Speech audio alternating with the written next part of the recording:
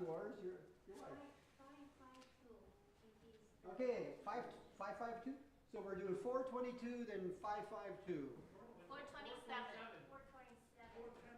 Oh, sorry, 427. That's what you said. Yes. You know what? I got that. I know it's close enough. Let me just check it for sure. No, I did. Yeah, that's not the one, but here it is. It's 487. Sorry. 487. Welcome. Come on in. 487.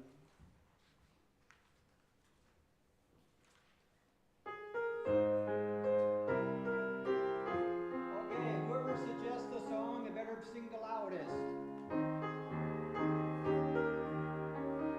I could hear you, Charles. I come to the garden alone, not a dew is still on the roses, and the voice I hear falling on my ear, the Son of God is Moses, and he walks with me and he talks with me and he tells me I am his own, and the joy we share as we tarry there, none other has ever known. He speaks to the sound of his voice. It's so sweet, the words I should speak, and the melody that he gave to me within my heart is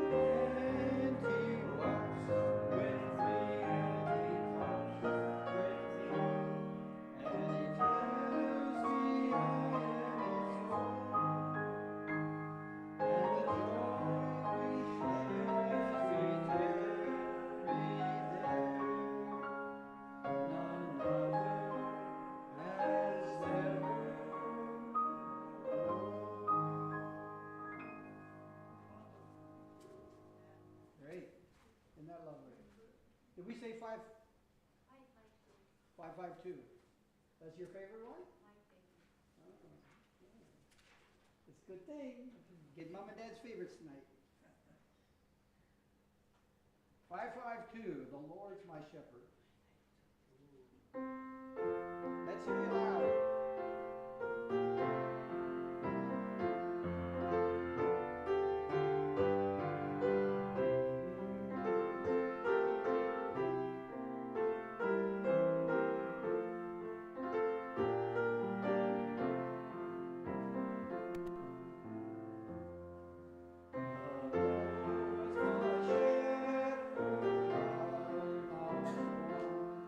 He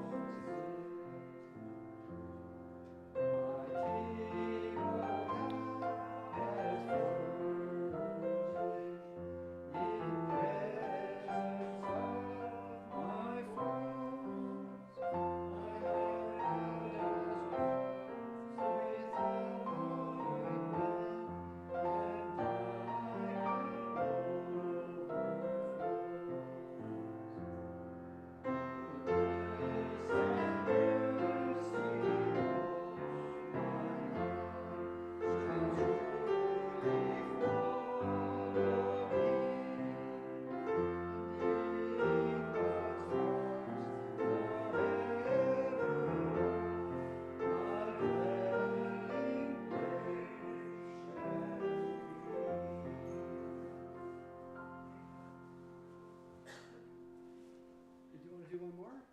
Yes. Okay, this side's awfully quiet. Yeah, It's only two. yeah, what's the number? Number? Yeah. Oh, my. I don't know. 50-50.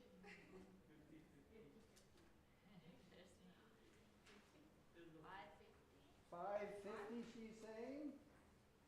Every flower that grows? Oh, that's a beautiful song. Oh, good. We're going to learn a new song tonight.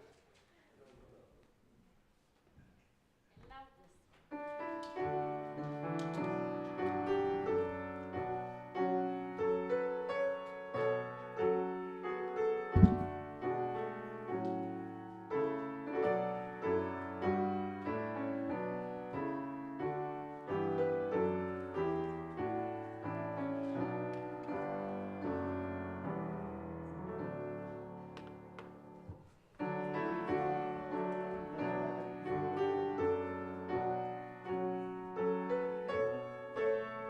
You better sing.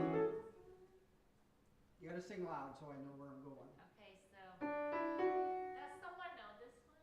Yeah, Mama. I don't know.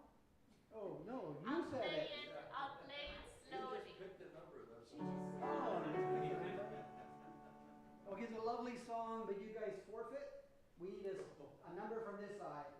334. 334.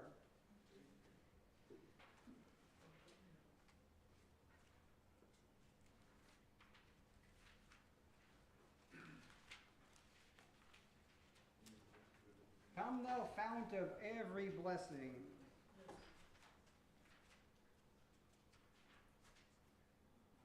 Come on.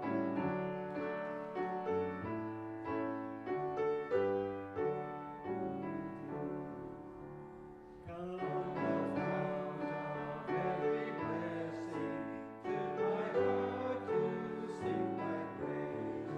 Streams of mercy never ceasing, offer songs of loudest praise. Give me ever to uphold thee, may I still thy goodness prove. But the hope of endless glory fills my heart with joy and love. Be thy grace, however distant, near by thy help and balm. As I hope of thy good pleasure, safely to the private home. Jesus taught me when a stranger, wandering from those full far, to rescue me from danger, interpours his precious blood. Oh, to grace thou greater debtor, may these unconstrained to be. Let thy goodness like a fetter bind me closer still to thee. Oh, to wander, Lord, I feel it, not to leave but one thy love. Here's my heart, oh, take and seal it for thy courts above.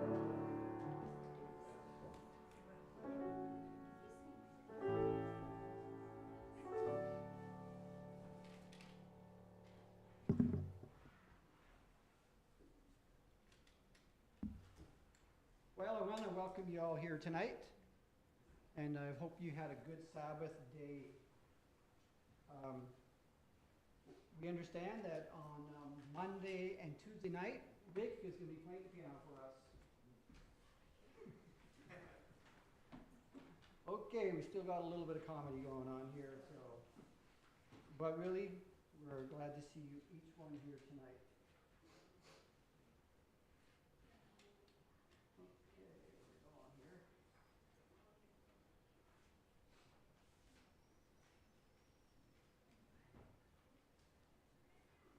Well, we are on day 4 of Visitors to Death. But Andrea says to me, like she's visiting from Weimar, college, university, I don't know what they call themselves. University, Weimar University in California, which is situated between the, was this still the hometown of Doug Batchelor in Sacramento? And near his new location. Yeah. Yeah, Yes, it is. yeah. It's a cute little place when you drive in there. So I've been there a few times. Yeah. And so, do you know what Andrea says to me when I said we work our visit as guests? She said it's an honor. So, no, we are honored, truly. Thank you. Thank you for those words of introduction. Well, speaking of California, and the title you have on the screen, Praying for Rain, that is something that is very frequent in California because you may have seen on the news there's been lots of wood fires, forest fires. And the very summer when I went there for the first time in 2001, I had a terrible, terrible incident. I will just tell you briefly so I wouldn't take away too much time from our prayer meeting, but when I went there, about a few hours after I crossed into the United States, it was a beautiful sunny day, I started noticing something like the cloud here on the right. It was very narrow at the bottom and it looked like a mushroom. It looked like a bomb. And I was thinking to myself, this is so strange, clouds don't look like this. And I kept driving and I started taking pictures. I should not have done that from the car, but I started taking pictures, and the closer I got, I realized it's not a cloud. I realized that it was the smoke from the wood fires. And sadly, I got into this mountain range, and my gas was going lower and lower and lower to the point where the yellow light came on. And I knew what that meant, that I wouldn't have too much left until I ran out of gas.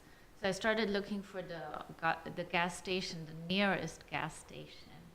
I couldn't find it until finally I saw a gas station somewhere to the right, but on my left-hand side, on the other side of the road, the woods were burning and I saw flames very close to the road. So I veered off, I took the exit, and I went to get gas. Well, guess what? The gas station was closed for the day. And I started to panic. There was another car stopped there, and I asked, isn't the gas station opening up? I had hoped that maybe the person is waiting for the gas station to open up, but no, they said no, it's not opening up. And there was a police car that I passed that was out because of the fire. They were mobilizing the campers in the area, telling them to leave as quickly as possible. And I was thinking, what am I doing now? Am I going to go and talk to the police person? Maybe they can lend me some gas very last minute. I crossed the street and I stopped, and it was a police woman. My first encounter in my life with a police woman. And I told her my situation, that I had no more gas, and she said, oh, no problem. I thought she would give me some gas, but no. She said, there is a gas station, you just keep driving maybe 15 miles down the road. But that was no good news to me. And the woods were burning, and I was crying, and in the car in front of me, there was a kid. That child rolled down the window and smiled at me. And that made a big difference. And also the encouraging words of that woman. I said, no, but I'm running out of gas, please. She said, no, you're going to make it. And her words of encouragement meant a lot, and God led me to that gas station. And somehow I made it very late at night, around 2 a.m. The gates were locked and I had to call someone to open. Anyway, long story short, God had some plan even with my arrival there. And I learned a lot from my students and from various situations in life. Whatever I will share today, I gathered over the course of a couple of days. Your input is very welcome. So if you have some comments to make, I will very much and very strongly welcome that. In fact, I have a question to open with tonight. And before I get into the question, I just want to review a little bit what we've done the last two sessions. On Thursday night, we talked about an altar built, Abraham's altar.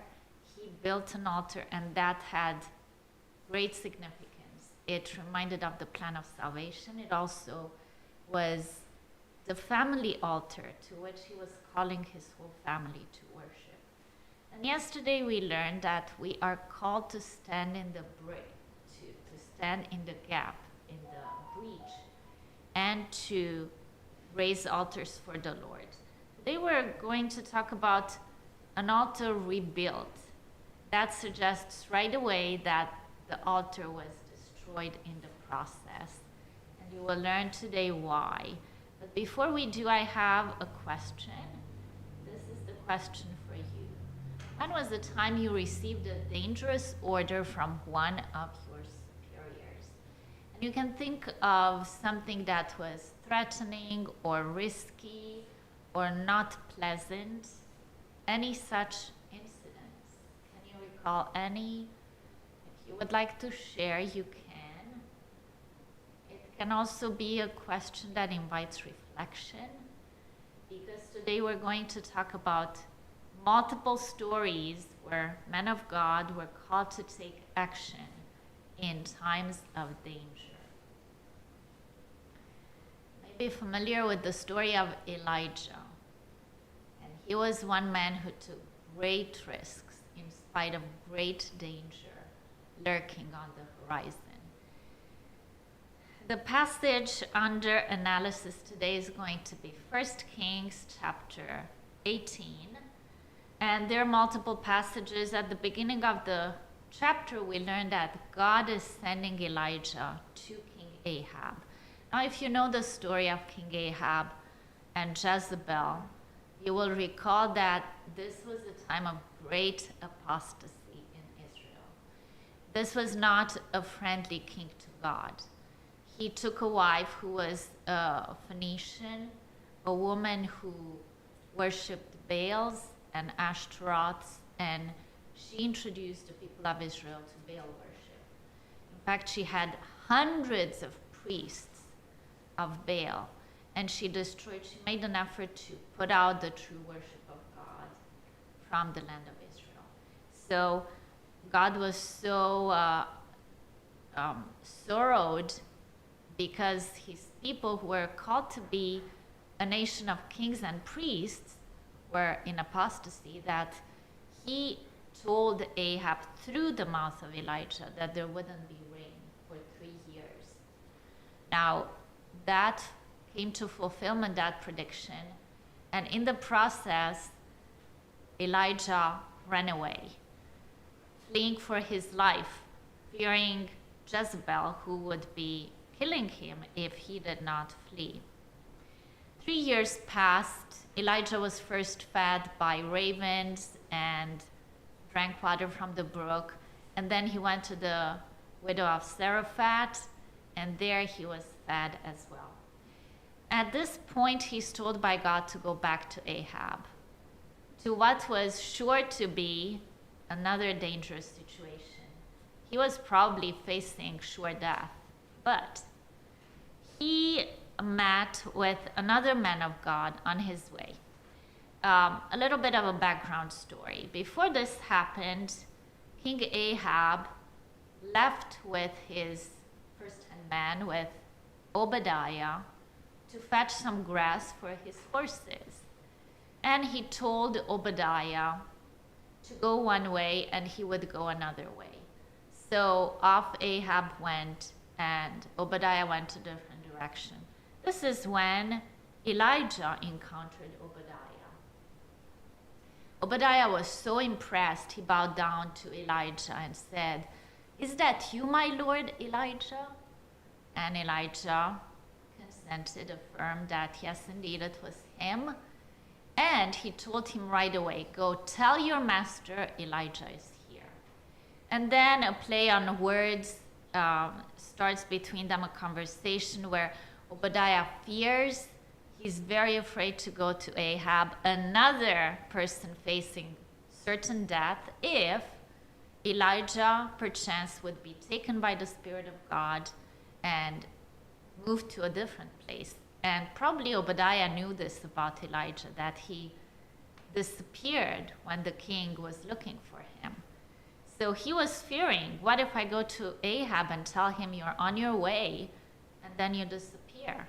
But no, Elijah told him, "As the Lord of hosts lives, before whom I stand, I will surely present myself to him." So then comes an encounter between Elijah and King Ahab.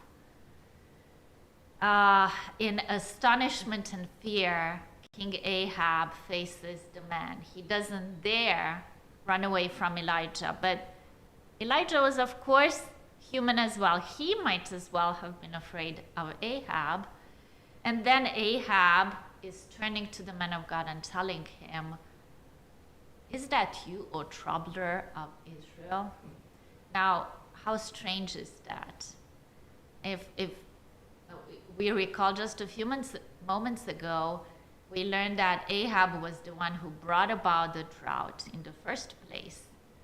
So Elijah keeps his cool and replies, "I have not troubled Israel, but you and your father's house have, in that you have forsaken the commandments of the Lord and have followed the Baals." And then he tells him to summon the whole nation of Israel to Mount Carmel for God's power to be manifested. A little bit of a pause here. Do you remember any other stories in the Bible where men of God like Elijah and Obadiah faced the danger of going into a monarch and telling them that they are not doing well, rebuking them for their apostasy? I see nods. Who was one? I remember Father Abraham. He lied. His Father- wife, Father Sarah. Abraham.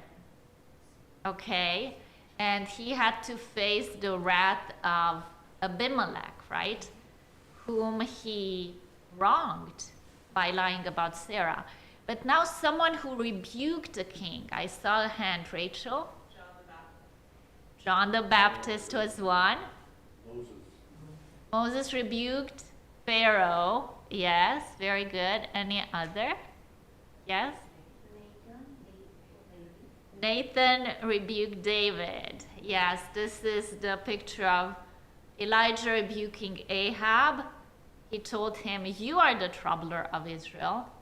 Nathan told David, "You are the man who deserves to die." And indeed, God did not punish David right away, but 4 of his sons died, just as he told Nathan that the man who had done that should pay 4-fold. That same punishment came upon him. We say Jesus too. He faced the Pharisees. They were the rulers. Absolutely. He really had to face a lot. And the high priest Caiaphas. Yes, and Pilate. Pilate. Absolutely. I do not have Jesus on the screen, but this is the picture of John the Baptist, who rebuked the tetrarch of Judea, King Herod, for having taken his brother's wife as his own. And although Nathan and Elijah were not punished with death, poor John the Baptist did pay the cost, the penalty for having spoken plainly the truth. He was punished and put to death. So these are instances where we see men of God daring at the cost of their own lives to speak the truth. This is a passage from Prophets and Kings, pages 141 and 142. God calls for men like Elijah, Nathan, and John the Baptist, men who will bear his message with faithfulness, regardless of the consequences, men who will speak the truth bravely, though it call for the sacrifice of all they have, even their lives. And we have seen Elijah dare to do that. There is a description of Mount Carmel where Elijah called the people before the drought. This was a beautiful place with springs of water, streams fed by never failing springs. And then it was also a place that had vegetation, very lush vegetation, and flowering groves, flourishing groves. What happened after the drought? This is how Carmel would have looked like, very barren, very dry, desert-like. And that is where, even in drought, the altars of the Baals and Ashtaroth stood in those leafless groves. What about the altar of the true God? This is what Ellen White writes. On the summit of one of the highest ridges, in sharp contrast with these, was the broken down altar of Jehovah. And that is what Elijah's task was to restore, that broken down altar.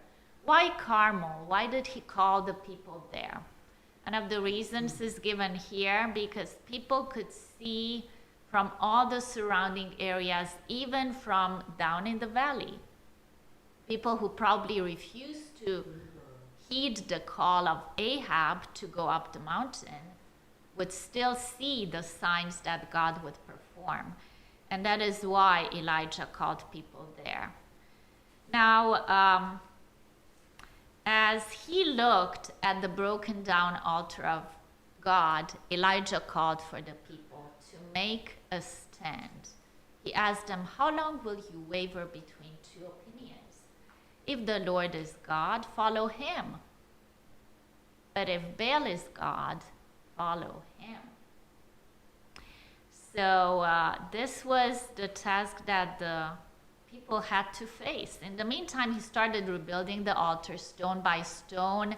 He asked the people to dig a trench all around the altar, then to put the wood and the sacrifice upon the altar, while he instructed the people of Baal, the worshippers of Baal, to construct an altar for their God and to sacrifice their 2 bulls. They did that, and then Elijah taunted them. Start calling on the name of your God. Let's see who is the true God. The God who will answer with fire is the true God. The people of Baal, the Baal worshippers, called for their God from morning all the way till noon. And then Elijah told them, cry louder, maybe he doesn't hear. How ironic that is. And of course we know the story, nothing happened.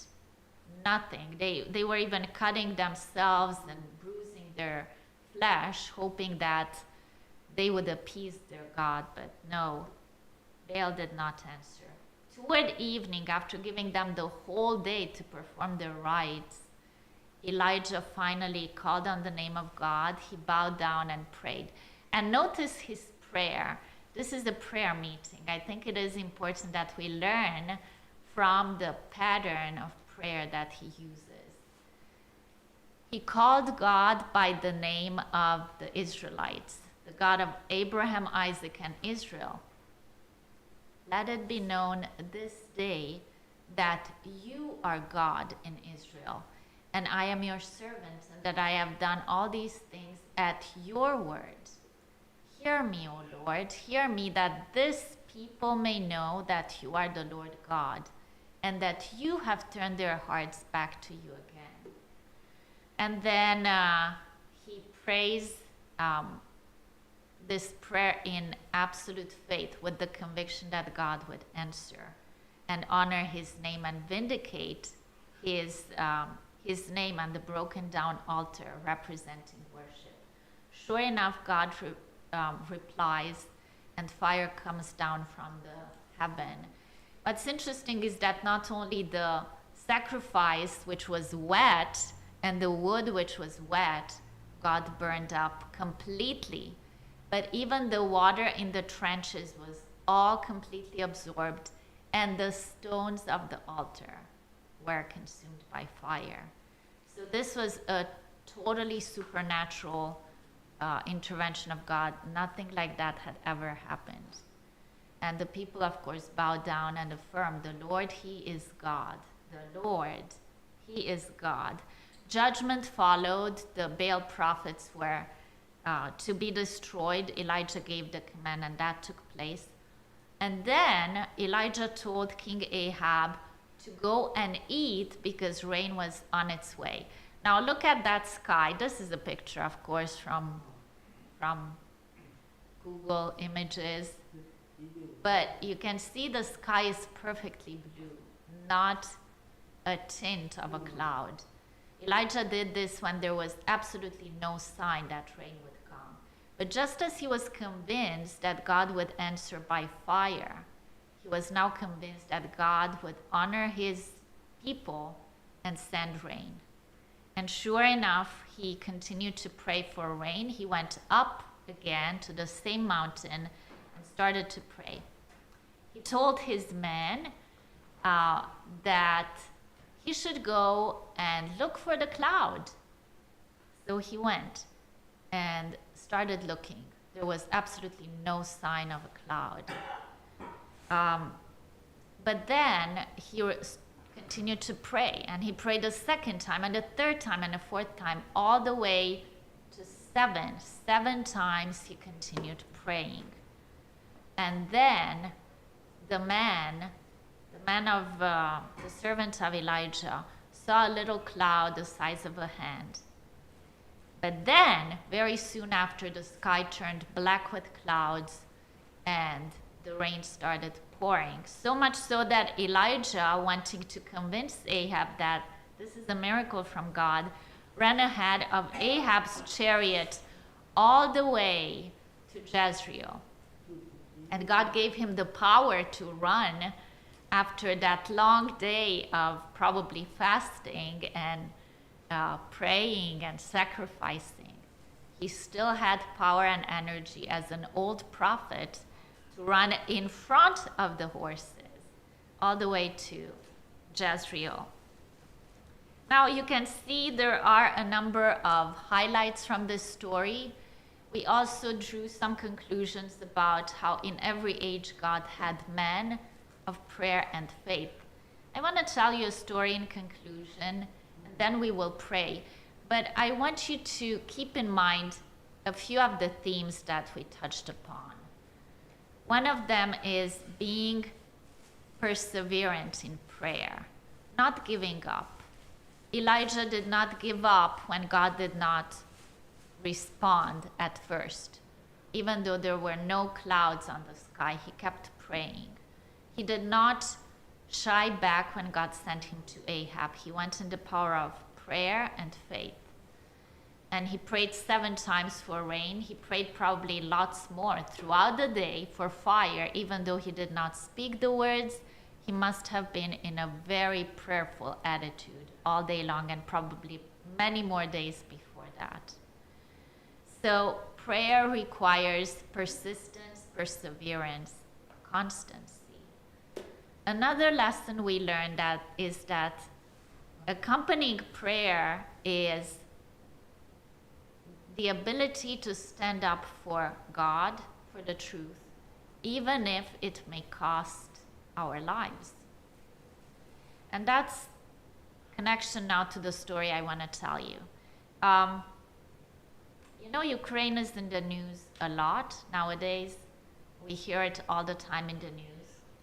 I actually heard about the name of a town I will have on the screen in a moment since I was a child.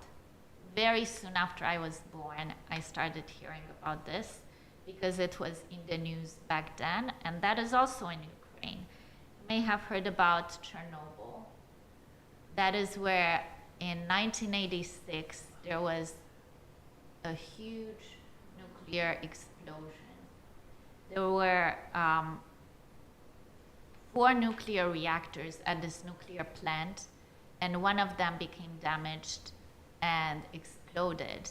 Now, the explosion that took place at that time was so significant that the radioactive waves were so toxic. They were the concentration of 400 times the toxic charge, the radioactive charge released at the Hiroshima bombing.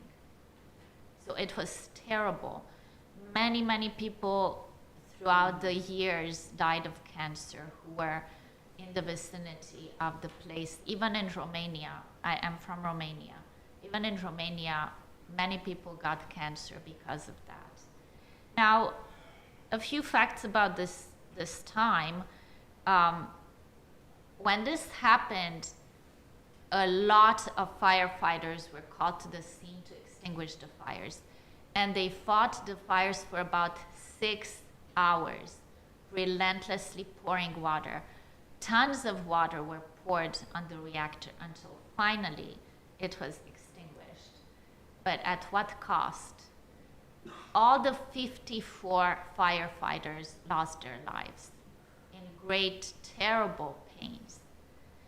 And the sad part is that that was not the end of the story. Very soon, in a matter of days, the authorities found out that this same nuclear reactor is still liquefying, and the cement, the concrete floors underneath that nuclear reactor were starting to melt. Now, you remember that the firefighters put out the fire, but all that water that put out the fire actually leaked down and was drained into the basement of the plant. And it basically filled up the basement with water.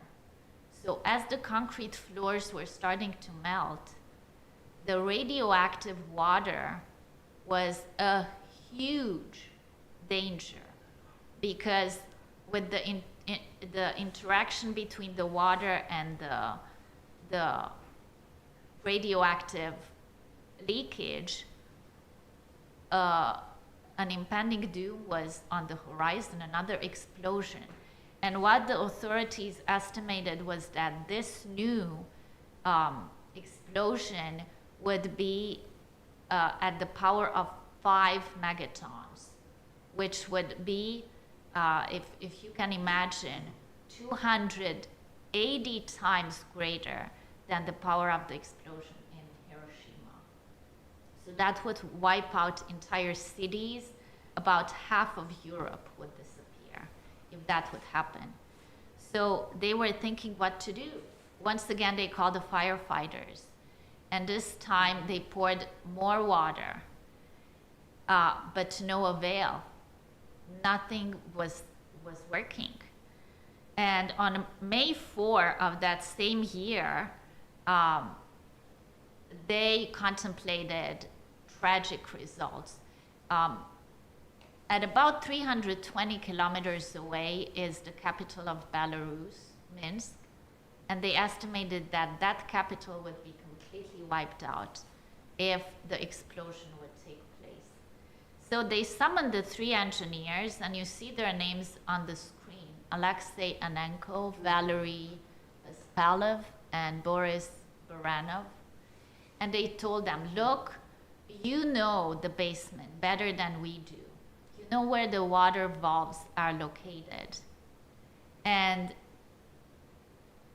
you can save us from certain death if you go down and release the valves, because those valves were holding up the water.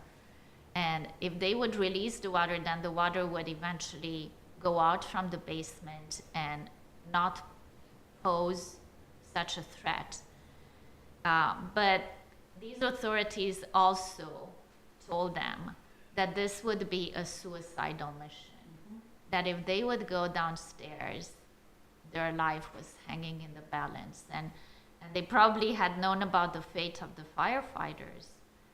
it was a very painful and sudden death that awaited them. But the man also told them, if you don't do this, we're all doomed to death, and probably hundreds of millions of people are also doomed. And a long silence came, a pause, and the men were thinking hard. But then one of them broke the silence and asked, "Where's the equipment?" And Anenko said that he was going. Pretty soon the next one said, "I will go as well." And the third one said, in a whisper, "I will also join." So all three of them got equipped pretty minimally at that time. No special equipment, just waterproof overalls and gas masks. They didn't even have proper oxygen masks. And they went downstairs armed only with their flashlights. The water was all the way up to their waists, and it was pitch dark. Because of the radioactive waves, their flashlights went out very quickly, and they were left in the dark. They could see nothing. They could only feel with their hands what was around them. And if you could imagine, the pipes were surrounded by 1,000 valves, and they had to find the one that was the right one. For what seemed an eternity, they were down there until maybe a long time over. One of them said, "Look, I think it's this one." And the other two made their way in dark somehow to that same place, and then they started to roll the flywheel until they were able to release the water.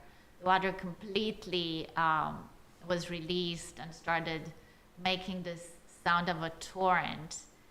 And even people upstairs heard, and they all rejoiced, and there was great, great joy.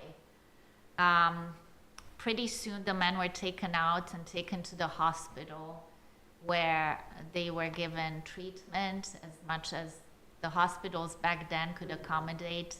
But they were totally exhausted and also at the end of their hope. One of them broke the silence and said, if I'm dying, if I will die, please tell my family about this, and please take care of them if you can. Of course, the newspapers also started to announce the news, the good news, because for the whole country it was good news. And these men were considered heroes of the day because of their self-sacrificing efforts. But the newspapers also communicated that these people would soon die in terrible pains. However, Providence saw it fit that their outcome would be very different. And soon they were released from the hospital. Time passed, and the radioactive exposure did not end their lives. And they kept living, and they got well. And two of them are still alive. Only a few years ago, one of them died of a heart failure in 2005, but all of them survived this terrible exposure to the toxic elements, something they did not believe would be possible. And nobody could explain it. It's only a miracle from God. Now, application to our times. Each of us faces such a decision at some point in life where we're called to make that once in a lifetime choice.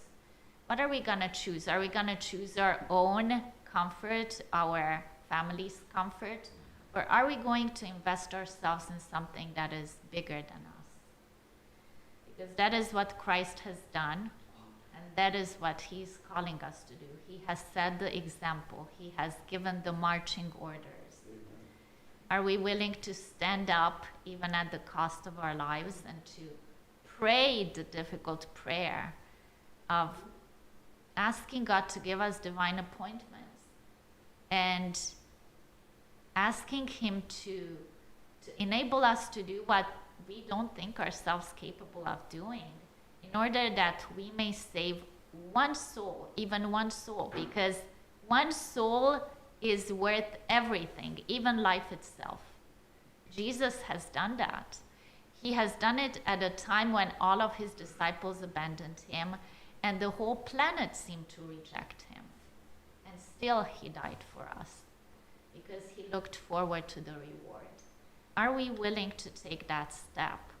Jesus said, a beautiful passage, greater love has no one than this, than to lay down one's life for his friends. And we're all his friends. I do want to leave you with a passage that summarizes everything. Elijah and all the men of God and this last story. All through the ages, God has had moral heroes, and he has them now. Those who, like Joseph and Elijah and Daniel, are not ashamed to acknowledge themselves his peculiar people. His special blessing accompanies the labors of men of action, men who will not be swerved from the straight line of duty, but who with divine energy will inquire, who is on the Lord's side? Men who will not stop merely with the inquiry, but who will demand that those who choose to identify themselves with the people of God shall step forward and reveal unmistakably their allegiance to the King of Kings and Lord of Lords. Such men make their wills and plans subordinate to the law of God. For love of him, they count not their lives dear unto themselves. Their work is to catch the light from the word and let it shine forth the world. Let it shine forth to the world in clear, steady rays. Fidelity to God is their motto. And may that be our motto this week of prayer and every day of this new year. That is my wish for you.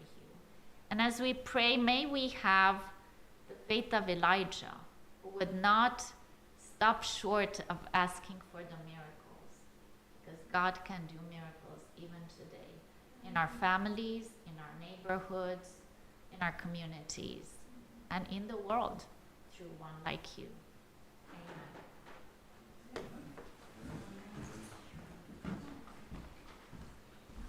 Well, I want to say thank you very much, Andrea, for that message. And to those that are watching online right now, I want to leave you with these questions. She mentioned that God has a divine appointment for your life. He has a mission for you to share your message with someone else, to touch their life. It does not matter the state of your relationship with God. Let's say, oh, but I only pray to him once a week. Doesn't matter. Start rebuilding your altar to God by action. As she said, realize that you are a person of God, highly favored by him, and he has something for you to do. As we end now and we have our corporate prayer here together, I want you to ask God yourself, God, what do you have for me? Because prayer is a two-way part. It's talking to God, but it's also listening. So God bless you, and we'll see you tomorrow night. Okay.